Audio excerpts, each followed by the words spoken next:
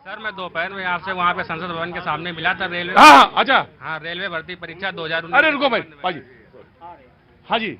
Sir मैं वहाँ पे संसद भवन में आपके सामने मिला था रेलवे भर्ती परीक्षा 2000। हाँ, आज मैं वहाँ प्रोग्राम कर रहा था। हाँ। जी, तो सर 2019 में मेरी वैकेंसी आई थी ये। हाँ। 2019 में इसका नोटिफिकेशन आया। 2022 में आंदोलन के बाद में जब बहुत आंदोलन किया तब इसकी परीक्षा संपन्न हुई। अक्टूबर तक इसकी परीक्षा संपन्न हुई। अक्टूबर के बाद में दिसंबर में इन्होंने रिटर्न एग्जाम का रिजल्ट दिया। रिटर्न एग्जाम के बाद में फिजिकल करा लिया, मेडिकल करा लिया, सब कुछ करा लिया। इन्होंने मुझे डिवीजन अलॉट कर दिया सर 8 मई को, और प्रधानमंत्री जी ने मुझे सिलेक्शन हो गया। हाँ, ये रोजगार मेले के माध्यम से आप देख सकते हैं। रोजगार मेले दिखाओ, तो मेरी आंखें काफी हैं। जी देखिए 16/5/2023। अरे भाई तुम बोलो ना, सिलेक्शन हो गया। हाँ, हो तो गया। दिक्कत क्या है? ज्वाइनिंग ही नहीं भेज रहे हैं। आह! ये भी देखिए आरटीआई का रिप्लाई देखिए। अरे भाई, हाँ, आरटीआई का रिप्लाई देखिए ये सर। अरे बोलिए ना। आरटीआई में कह रहा नो वैकेंसी। तो फिर सिलेक्शन कैसे हुआ? वही तो सर देखिए, इसमें ये देखिए 18/4/2022 को यहाँ पे 3। कब ये निकली, कब थी पोस्ट? सर 2019 में सर। शादी हो गई? अभी नहीं सर। यहाँ पे भूखा पेट है और भैया जी को मजाक सूझ रही है कि शादी हो गई। मैंने तो यूं ही पूछा था कि लोग अगर 2019 में चले होते तो। मैं समझ गया भैया, तुम्हारी पीड़ा समझ गया।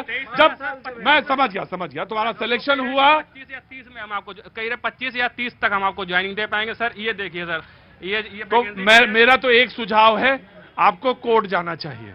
सर कोर्ट में यूपी सरकार की तरह कोर्ट में वैकेंसी फंस जाती 10-10 साल सर ऐसे चलता। हम तो बूढ़े हो जाएंगे तो कोर्ट लड़ते लड़ते सर। तो फिर बताओ क्या किया जाए, बताओ भाई। हम यही चाहते। हाँ, आप लोग हमारी देखिए सर। भाई कह तो दिया, इतने में तो शर्म आ जाती है भाई। हम इससे ज्यादा क्या करें, बताओ भाई।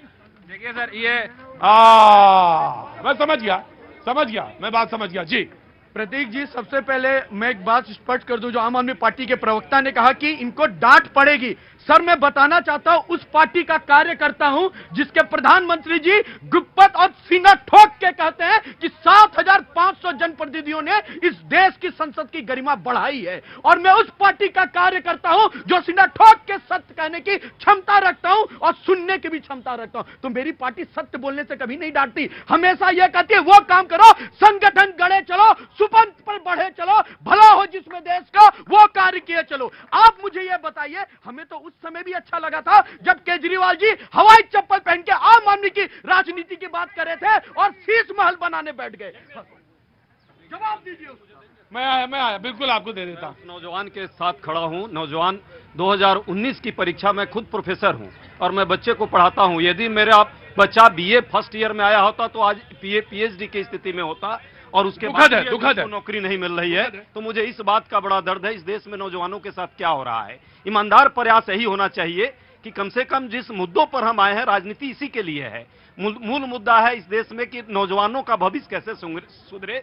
जो रोजी रोजगार के लिए प्रयास कर रहे हैं, जो ईमानदारी से तैयारी कर रहे हैं, उनको कम से कम नौकरी मिलनी चाहिए। मैं आपकी इस बात से सहमत हूं। अगर 2019 का मैं सुन लिया भाई, अरे सुन लिया, अब मेरी बात सुनो। 2019 में अगर कोई अप्लाई करता है, उसके बाद उसका सिलेक्शन होता है रेलवे में, और उसके बाद भी उसका ज्वाइनिंग नहीं मिल पाती है, और ज्वाइनिंग के लिए कहा जाता है कि 25 तक इंतजार करो।